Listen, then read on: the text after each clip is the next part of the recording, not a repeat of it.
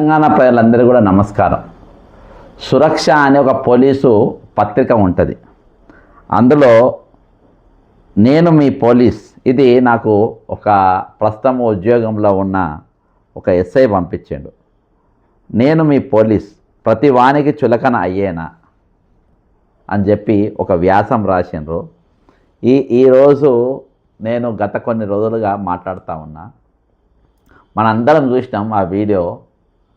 జగ్గారెడ్డి గారు సరే ఆ ఎస్ఐ ఏ విధంగా డ్యూటీ చేసిండ్రు, ఎట్లా చేసిండ్రు అనే తర్వాత బండ బూతులు తిట్టిండ్రు. ఎంపీ అరవింద్ అనేటోడు బండ బూతులు తిట్టిండు. కొడతా, తంతా, గుద్దుతా. అందరూ మనం ఇవాళ నక్సలైట్లు కనబడకుండా చేసిండ్రు. నక్సలైట్లు ఉన్న రోజులు పోలీసు వాళ్ళు విలువ ఉండే, మీరు ఒప్పుకున్నా ఒప్పుకోకున్నా, ఎవరైనా ఒప్పుకొని ఒప్పుకోకపోని. కొంతమందికి పేరు కూడా వచ్చింది, ఇంటర్వ్యూలలో కనబడతారు. చంద్రమౌళి వరంగల్ డిఎస్పీగా చేసిండు, అదివరకు ఎస్ఐ కూడా చేసిండు చంద్రమౌళి గారు. శోభన్ కుమార్ గారు ఇప్పుడు ఏఎస్పీగా ఉన్నారు సైబరాబాద్.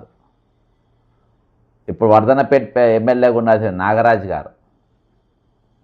సంజీవన ఎన్కౌంటర్లో చచ్చిపోయాడు. వివేకానంద్ చచ్చిపోయాడు. మురళీధర్ సిఐగా ఏఎస్పీ అయినట్టుండు, ఆయన కూడా ఇదేండు. ఈ విధంగా వీళ్ళందరూ కూడా, యాదగిరెడ్డి గారు ఎస్ఐ నక్సల చేతుల్లో చచ్చిపోయారు. ఏదేమున్నా కానీ పోలీసులకు ఒక విలువ ఉండే. నేను ఈ పేర్లు ఎందుకు చెప్తున్నా, వీళ్ళు ఎప్పుడో 20 ఏళ్ళ కింద ఆ కింద పనిచేసాను. ఇవాళ వీళ్ళ పేర్లు ఎందుకు చెప్తున్నా, ఇంకా రాష్ట్ర వ్యాప్తంగా చాలామంది ఉండొచ్చు, నాకు వరంగల్లో పనిచేసిన వాళ్ళ పేర్లు చెప్తున్నా. ఎందుకు, నక్సలైట్ ఉన్నప్పుడు వాళ్ళకు ఇది నడుస్తుందో, వీళ్ళకి వాళ్ళ వాల్యూ ఉండేది, పబ్లిక్లో వాల్యూ ఉండేది, ఎవరు ఎదురు చెప్పకపోయేది, కొంచెం హుందాగా నడిచేది. కానీ ఈరోజు అరేయ్ తురేయ్ అంతా ఎల్లెల్లెల్ మాటలతోని పోలీసులను ఇష్టమట్టిగా తిట్టుడు, పచ్చి బూతులు తిట్టుడు. ఇవాళ పోలీస్ సంఘం అనేది కామ్గా కూర్చున్నాడు. ఈరోజు వాళ్ళ హక్కుల గురించి వాళ్ళు మాట్లాడే పరిస్థితి లేకుండా చేస్తుడు. ఈ పోలీస్ సంఘం పెద్ద విలన్లుగా తయారైపోయారు. ఎవరెవరైతే ఉంటే వాళ్ళ మీద పోయి సాడీలు చెప్పుడు, ఇటు వాళ్లకు ఇటు వీళ్లకు. ఎస్బీలో వాళ్ళు పనిచేస్తారు, డ్యూటీ చేయరు, తెల్లారులేస్తే ఇవి చేసుకుంటూ ఉంటారు. వీటి గురించి మాట్లాడు. పోలీసు వాళ్ళని కొట్టుడు. మహమూద్ అలీ అనేటోడు కొట్టిండు. మహమూద్ అలీ వాడు హోమ్ మినిస్టర్ వాడు ఉండే, కానిస్టేబుల్ని కొట్టిండు బొకేదే లేదని. బొకే తెచ్చే కానిస్టేబుల్ డ్యూటా? బొకే తెచ్చు ఆయన డ్యూటా? కొడితే అప్పుడున్న మంత్రిగా ఉన్నటువంటి శ్రీనివాస్ యాదవ్ ఆపిన దాని మీద ఎస్ఆర్ నగర్ అనే పోలీస్ స్టేషన్ కంప్లైంట్ ఇచ్చిన. పోలీస్ సంఘం ఇవ్వకుంటే పోలీస్ సంఘం వాళ్ళతో నేను ఫోన్ చేసి మాట్లాడినా, అరే మీ కానిస్టేబుల్ని కొట్టాను మీరు మాట. ఎందుకంటే నేను ఒక పోలీస్ కొడుకును కాబట్టి నాకు కొంచెం ఉంటుంది కాబట్టి నేను కంప్లైంట్ ఇచ్చిన. అంటే అన్నిటికంటే ఎక్కువ మానవ హక్కులకు ఇస్తా, పోలీసులు కూడా మనుషులే కాబట్టి పోయి ఇచ్చిన. అయితే ఇవాళ మంచి వ్యాసం రాసిండ్రు. పోలీస్ సురక్ష పోలీసులకే వస్తుంది. మా ఫాదర్ వైస్ ప్రెసిడెంట్ ఉండే ఈ డిపార్ట్మెంట్లో, కాబట్టి నాకు ఒక ఎస్ఐ పంపిండు. ప్రతి వానికి చులకన అయ్యేనా, ఎందుకంటే మాట్లాడే మొగోడు కూడా ఎవరు లేడు కదా వాళ్ళకు పోయినా, కాబట్టి నాకు పంపారు. నేను అంటే పోలీస్, చాలా జాగ్రత్తగా వినండి. ఇది ఒక పోలీస్ కాదు, ప్రతి మనిషి చూడాలి. ప్రతి ఒక్కరం పోలీసులకు వాల్యూ ఇవ్వాలి, పోలీసులకు విలువ ఇవ్వాలి. ఈరోజు ఎవరో ఎక్కడనో మనకు చలానా చేసిండ్రని, నేను చలానా దానిపైన కూడా చలానా పైసలు ఎక్కడికి పోతాయో పోలీసుల ముందు పెట్టి ఈ వైట్ కాలర్ వెనుక ఉన్న దొంగలు ఎవరో అది కూడా చెప్తా. వీళ్ళు డ్యూటీ చేస్తున్నారు, అంటే వీళ్ళు డ్యూటీ చేస్తున్నారు. నేను అంటే పోలీస్, ఈ యూనిఫామ్ వేసుకున్న రోజు నుండి నా వ్యక్తిగత జీవితం కంటే విధి పెద్దది అయ్యింది. రాజ్యాంగానికి ప్రమాణం చేసి చట్ట పరిరక్షణకు నా జీవితాన్ని అంకితం చేశాను. ప్రజల ప్రాణాలు, ఆస్తులు, శాంతి భద్రతల రక్షణే నా కర్తవ్యమని నమ్మాను. కానీ ఈరోజు ఒక బాధాకరమైన ఆలోచన నా హృదయాన్ని గుచ్చుతోంది. నేను నిజంగా గౌరవనీయుడేనా, లేక ప్రతివానికి చులకన వాడేనా? ప్రతి పనిలో నన్నే ఉపయోగించుకుంటారు. ఎన్నికల ర్యాలీలు నాతోనే చేపిస్తారు. నేను కొంచెం దీన్ని ట్విస్ట్ చేసుకుంటే చదువుతా. అంటే నేనే పోలీసుని అనుకుంటున్నా. ఎన్నికల ర్యాలీలు నాతోనే చేపిస్తారు, సభలు నాతోనే సభల కాడ బందోబస్తు నేనే, దీక్షల కాడ నేనే నిలబడాలి, ఆందోళనల కాడ నేనే బందోబస్తు ఉండాలి, ఊరేగింపుల కాడ నేనే ఉరకాలి అటు ఇటు. అన్నిటికీ పోలీసుల అవసరం ఉంటుంది. రాజకీయ నాయకుల భద్రత కావాలి. వాళ్ళని తన్ననికి వస్తే ఆ దెబ్బల ముందు నేనే తినాలి. ప్రజా కార్యక్రమాలలో ట్రాఫిక్ నిర్వహణ పని నేనే చేయాలి. విపత్తుల సమయాల్లో సహాయక నియంత్రణలు కార్యక్రమాల నియంత్రణ నేనే చేయాలి. ట్రాఫిక్ నియంత్రణ విపత్తుల సమయాల్లో సహాయక చర్యలు నేనే చేయాలి. నేనే ముందుండాలి. మేము ముందుండాలి. ఎండలోనైనా మేమే ఉండాలి. వర్షంలోనైనా చలిలోనైనా పండుగ రోజులైనా అర్ధరాత్రి అయినా విధి మాకు ఆజ్ఞ. అంటే డ్యూటీ మా డ్యూటం. కుటుంబం నా కుటుంబం చెప్తున్నా. మా ఫాదర్ పోలీసు ఉన్నప్పుడు నేను చెప్తున్నా మా కుటుంబం నా కుటుంబంలో మా ఫాదర్ని ఎప్పుడు కూడా మేము బరాబర్ చూడలే. మా ఫాదర్తోని చాలా తక్కువ టైం రిటైర్మెంట్ అయ్యేదాకా తక్కువ టైం అయినా చూసిన. వారంలో ఒక 3 గంటలు చూసినాం కావచ్చు అంతే. Only 3 hours. అది అనుభవించిన పిల్లలు ఇంకోటి అంటే కుటుంబం పిల్లల పాఠశాల వేడుకలు ఇవాళ ఎప్పుడు రాలే. మా ఫాదర్ ఎప్పుడు రాలే. ఇంటిలో శుభకార్యాలు రాలే. ఆయన మా అమ్మనే వచ్చేది. ఇవన్నీ వెనక్కి నెట్టుకొని డ్యూటీకి హాజరవుతాం. ఎందుకంటే మాకు నేర్పినది విధి ముందు వ్యక్తిగత జీవితం చిన్నది. వ్యక్తిగత జీవితం అనేది నీకు లేదు అంటది. అయితే ఇదే మేము ఒక చిన్న పొరపాటు చేసినా లేదా పరిస్థితుల దృష్ట్యా తీసుకున్న నిర్ణయం కొందరికి నచ్చకపోయినా వెంటనే మాపై విమర్శలు దూషణలు మొదలవుతాయి. పోలీసులు పనికిరారు, పోలీసులు పక్షపాతులు, పోలీసులు అణచివేత యంత్రాంగం అని తీర్పులు ఇస్తారు. ఒక సంఘటన జరిగిన వెంటనే మొత్తం వ్యవస్థను అపవాదం చేస్తారు. కానీ అదే సమయంలో మేము చేసిన వేలాది మంచి పనులు ఎవరికి గుర్తుపెట్టుకోరు. కొంతమంది రాజకీయ నాయకులు సభా వేదికలపై పోలీసులను అవమానకరంగా మాట్లాడడం మరింత బాధాకరం. అమ్మలు, అక్కలు, పెళ్ళాల గురించి అసభ్య పదజాలంతో తిడుతూ పోలీసుల ఆత్మగౌరవాన్ని దెబ్బతీస్తున్నారు. ఇది కేవలం ఒక వ్యక్తిని కాదు, మొత్తం వ్యవస్థ అవమానించబడడం. మమ్మల్ని రక్షణగా నిలబెట్టుకొని మా భుజాలపై భద్రత ఆస్వాదిస్తూ అదే నోటితో మమ్మల్ని అవహేళన చేయడం ఎంతటి విరోధ భావం చెప్పాలి మీరే. మా వెనక కూడా కుటుంబం ఉంది. మా తల్లిదండ్రులు, భార్యలు, పిల్లలు, అన్నదమ్ముళ్ళు ఉన్నారు. యూనిఫామ్ వేసుకున్నాం కాబట్టి మేము రాయి కాదు. మాటలతో రక్తం కారదు కానీ మనసు రక్తస్రావం అవుతుంది. టీవీ చర్చల్లో, సోషల్ మీడియాలో, సభలలో మాపై విరుచుకుపడే మాటలు మా కుటుంబాలను కూడా బాధిస్తాయి. ఒక చిన్నారి తన తండ్రి గురించి అవమానకర వ్యాఖ్య వింటే ఆ కుటుంబం గుండెలో కలిగే బాధను ఎవరు అంచనా వేయలేరు. పోలీస్ వ్యవస్థ రాజకీయాలకు దూరంగా ఉండాలి. మా విధి చట్టాన్ని అసలు చేయడం, న్యాయం నిలబెట్టడం. కానీ రాజకీయ వేదికలపై మమ్మల్ని లక్ష్యంగా చేసుకొని మాట్లాడితే మాకు సమాధానం చెప్పే అవకాశం ఉండదు. ఎందుకంటే మా ప్రమాణం మమ్మల్ని నియంత్రిస్తుంది. మేము క్రమశిక్షణకు బంధించబడ్డ వాళ్ళు. మా మాటకు పరిమితులు ఉన్నాయి. ఈ మౌనం కొందరికి బలహీనంగా కనిపించవచ్చు, కానీ ఇది మా కర్తవ్య నిబద్ధత. ఒక చిన్న తప్పిదం జరిగితే అది పెట్టి వార్త అవుతుంది. కానీ కొన్ని ప్రాంతాల్లో గుర్తుండదు. రక్తదానం చేసిన పోలీసు గురించి పెద్దగా మాట్లాడు. కరోనా కాలంలో ప్రాణాలను పణంగా పెట్టి విధుల్లో నిలిచిన వేలాది ప్రజల త్యాగం కొద్ది రోజుల్లో మర్చిపోతారు. కానీ ఒక తప్పు మాత్రం శాశ్వతంగా ముద్రగా మిగులుతుంది. మేము మానవులమే, ఒత్తిడితో పనిచేస్తాము. 12 గంటలు 16 గంటలు నిరవధికంగా డ్యూటీ చేయాల్సి వస్తుంది. నిద్రలేమి, మానసిక ఒత్తిడి. నేను ఇవి అనేక మార్లు చెప్పిన రీసెంట్గా నా వీడియోలలో కూడా. అందుకే ఆరోగ్య భద్రతకు సంబంధించి ఈ పాయింట్లు చెప్పిన.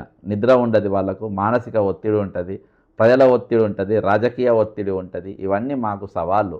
అయినప్పటికీ మేము విధిని వదలము. ఎందుకంటే మాకు తెలుసు, చట్టం నిలబడితే సమాజం నిలబడుతుంది. మీరు నాయకులు, ప్రజలు మిమ్మల్ని ఎన్నుకున్నారు.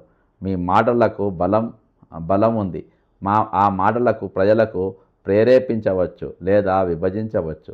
పోలీసులపై అవమానకర వ్యాఖ్యలు చేయడం ద్వారా మీరు కేవలం ఒక వర్గాన్ని కాదు, ప్రజాస్వామ్య యంత్రాంగాన్ని బలహీనపరుస్తున్నారు. చట్ట పరిరక్షణకై ప్రజల నమ్మకం దెబ్బతింటుంది. ఈ సమాజ భద్రత ప్రమాదం. మేము రాజకీయంగా స్పందించము. మా కర్తవ్యమే మాకు సమాధానం. మీరు ఈ స్థాయికి దిగజారి మాట్లాడితే అది మీ విఘ్నతకు సంబంధించిన విషయం. చరిత్ర చూస్తోంది, ప్రజలు గమనిస్తున్నారు. సమయం వచ్చినప్పుడు ప్రజలే తీర్పు చెప్తారు. ప్రజలకు మా చిన్న మనవి, మమ్మల్ని ఒక సంఘటన ఆధారంగా తీర్పు వేయకండి. ఒక పోలీస్ తప్పు చేస్తే చట్టం ప్రకారం శిక్షించాలి, కానీ మొత్తం వ్యవస్థను అవమానపరచకండి. మా మధ్య కూడా మంచి చెడు ఉంటాయి. మంచి చెడు అనేది ఖచ్చితంగా ఉంటుంది. చాలా తప్పులు ఒకటేనుగా చాలా జరిగినాయి, చేసినారు, కానీ అందులో అందరూ కూడా కాదు. ఇవి కూడా రాజకీయ ఒత్తిళ్ల వల్ల జరిగినాయే. ఎగ్జాంపుల్ చెప్తా. ఇయాల్టికి ఆయేషమియార్కి ఇయాల్టికి న్యాయం జరగలే. అది కొందరు పోలీసుల వల్ల జరగలేదు. దిశ ఎన్కౌంటర్లో వెంటనే న్యాయం జరిగింది. ఎందుకు? అది రాజకీయాలతో ముడిపడి ఉన్నది కాబట్టి జరిగింది.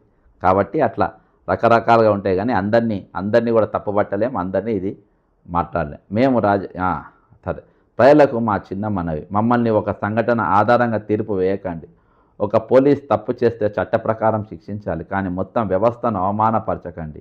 మా మధ్య కూడా మంచి చెడు ఉంటాయి. అది ప్రతి వ్యక్తిలో లాగే, కానీ యూనిఫామ్ ధరించిన ప్రతి ఒక్కరు దేశ సేవకులే అన్న భావన మరవకండి. పోలీస్ యూనిఫామ్ కేవలం వస్త్రం కాదు, అది ఒక ప్రమాణం. అది రాజ్యాంగానికి ఇచ్చిన మాట, అది బాధ్యత. మేము మీకు శత్రువులు కాదు, మేము మీ రక్షకులు. మాకు గౌరవం కావాలి, అధికారం కాదు. మాకు సమాధానం కావాలి, అనుమానం కాదు. మా ఆత్మగౌరవాన్ని దెబ్బతీయవద్దు. మమ్మల్ని రాజకీయ వేదికలపై బలి చేయవద్దు. మీరు భద్రంగా ఉండటానికి మేము కవచంగా నిలబడుతున్నారు. ఆ కవచాన్ని మీరు మాటలతో పగలగొట్టకండి. చివరిగా, మేము మౌనంగా ఉన్న బలహీనులు కాదు. మేము సమాధానం ఇవ్వకపోయినా బాధపడము అనుకోవద్దు. మా బాధ్యత వల్ల మా నిబద్ధతే మా శక్తి. మమ్మల్ని అవమానించిన మేము చట్టాన్ని వంచము. మమ్మల్ని తక్కువ చేసి మాట్లాడినా మేము విధి మార్గం విడవము.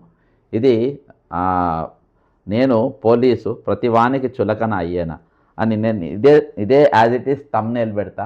ఇదే వీడియో నేను చేస్తా. ఖచ్చితంగా నేను ఇవాళ ఆరోగ్య భద్రత గురించి కానీ, పోలీస్ ఇష్యూస్ గురించి కానీ, లేకుంటే ఎస్ఐల ప్రమోషన్లు దాదాపు 15 సంవత్సరాలు గడిచిన ఇయాటి కూడా వాళ్ళ ప్రమోషన్ లేక, అంటే ఇవి వాళ్ళు ఏవి అడుక్కోలేరు, కనీసం రీప్రజెంటేషన్ కూడా ఇవ్వలేరు. నా జీతంకి వెళ్ళి 700 రూపాయలు ప్రతి నెల నా ఆరోగ్య భద్రత కోసం నువ్వు కట్ చేస్తున్నావు, ఇక్కడ దవాఖానలో పోతే నాకు ట్రీట్మెంట్ ఇస్తలేరు. ఇవన్నీ కూడా ఎప్పుడైతే నేను వాళ్ళ తరపున గలం ఎత్తుతున్నానో, వాళ్ళు నాకు ఇలాంటి కొన్ని పంపి వాళ్ళ ఇష్యూస్ కూడా మాకు కూడా ఆత్మగౌరవం, మాకు కూడా పాటలు ఉంటాయి. ఎక్కువ అందరికంటే ఎక్కువ నేను అనుకుంటా, అందరు రకరకాలుగా చెప్తారు, కానీ ఎక్కువ పోలీసులు నా ఇంటి మీదకి వస్తారు. ఈ ఇంట్లోనే డైరెక్ట్ నా బెడ్రూమ్లో లోపల బాత్రూమ్ తప్ప లోపల అంతా కూడా మొన్న జస్ట్ 1 month చెలో అసెంబ్లీ అప్పుడు ఏ విధంగా పోయినరు అనేది చూసినాము. ఎప్పుడు పోలీసులు వస్తారు, ఎప్పుడు నన్ను చాలా ఇది చేస్తారు, కానీ ఏ రోజు కూడా నేను వాళ్ళతోని నేను రూల్స్ మాట్లాడినా కానీ ఏ రోజు కూడా నేను వాళ్ళను వ్యతిరేకించలేదు, వాళ్ళని నేను ఎప్పుడు వేరే తిరిగా మాట్లాడలేదు, ఏది మాట్లాడలేదు. కాబట్టి ఎప్పుడు వాళ్ళకి అవమానపరిచే ప్రయత్నం చేయలేదు. ఎందుకంటే ఆ డ్యూటీ ఎట్లుంటుందో నేను చూసిన. అలా ఉన్నారు కొంతమంది ఉన్నారు. నేను ఎప్పుడు నా జీవితం మొత్తంలో నాకు చేదు అనుభవం అయింది ఒక్క ఇద్దరు సీఏలతో. అది యాబిడ్ సిఐ అంజయ్ అనేటైనా కావాలని నన్ను చిన్న దాని మీద కేసు పెట్టి దాదాపు 3 ఏళ్ళు తిప్పారు.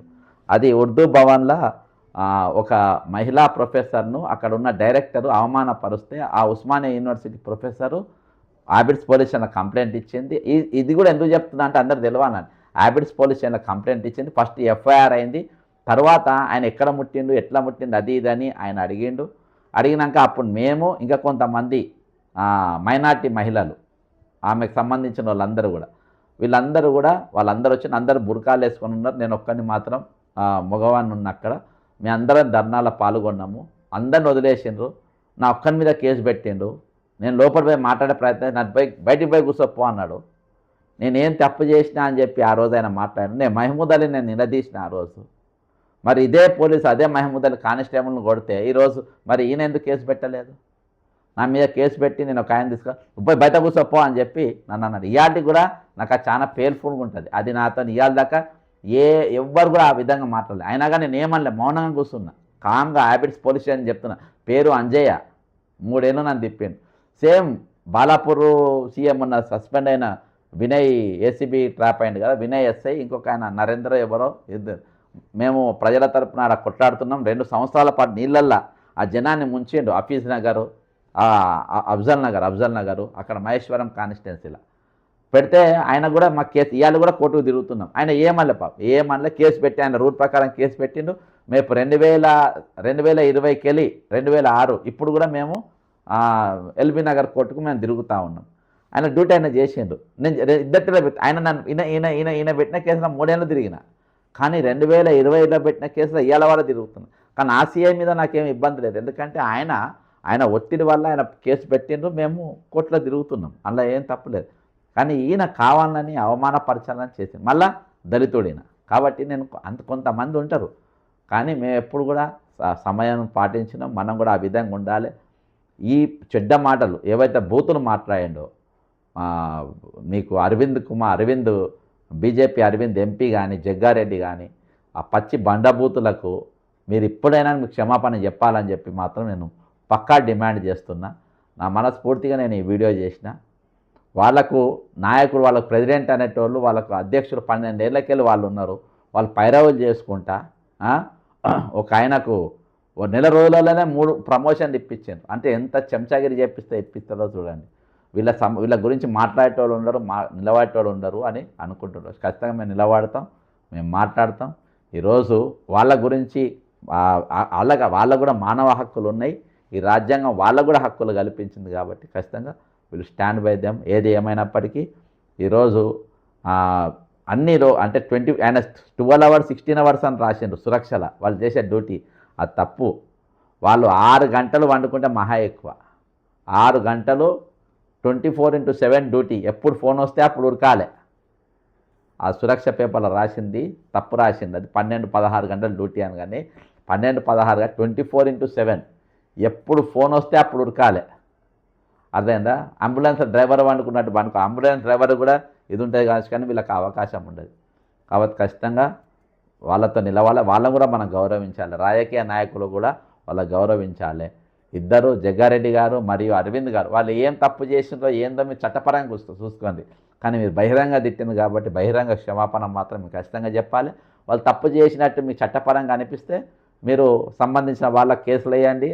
వాళ్ళు కూడా యాక్షన్ తీసుకోకుంటే మీరు కోర్టుకు వెళ్ళండి, మీ న్యాయపరంగా మీరు కొట్టాడండి. కానీ రేవంత్ రెడ్డి అనేటోడు కూడా చాలా మాటలు మాట్లాడండి. కాబట్టి ఈ పద్ధతి కరెక్ట్ కాదు. వాళ్ళు ఎంత నొచ్చుకుంటే వ్యాసం రాయాలి. దీని మీద వాళ్ళ గురించి మాట్లాడటం లేరు, కానీ మాకు వాళ్ళ తరపున మాట్లాడే అవకాశం వచ్చింది. ఖచ్చితంగా వాళ్ళతో మేము నిలబడతాం. వాళ్ళకి ఎప్పుడు ఏ ఇష్యూస్ ఉన్నా కానీ మేము ముందుకు తీసుకొచ్చే ప్రయత్నం చేస్తాం. ఎస్ఐల ప్రమోషన్, ఆరోగ్య భద్రత వాళ్ళకు ఇమీడియట్గా సాల్వ్ చేయాల్సిన పరిస్థితి. అంతేకాకుండా వాళ్ళకు ఒక ఈ ఎలక్షన్ ఈ ప్రెసిడెంట్లు ఎవరైతే పనికిమాలలో ఉన్నారో 12 ఏళ్ళకి వెళ్ళి వాళ్ళని తొలగించి ఇమీడియట్గా ఒక ఎలక్షన్ అయినా మీరు పెట్టి కొత్త అధ్యక్ష కార్యదర్శి కార్యవర్గం వస్తే బాగుంటుందని కోరుకుంటూ సెలవు తీసుకుంటున్నాను. జై తెలంగాణ, అమరవీరులకు జోహార్లు.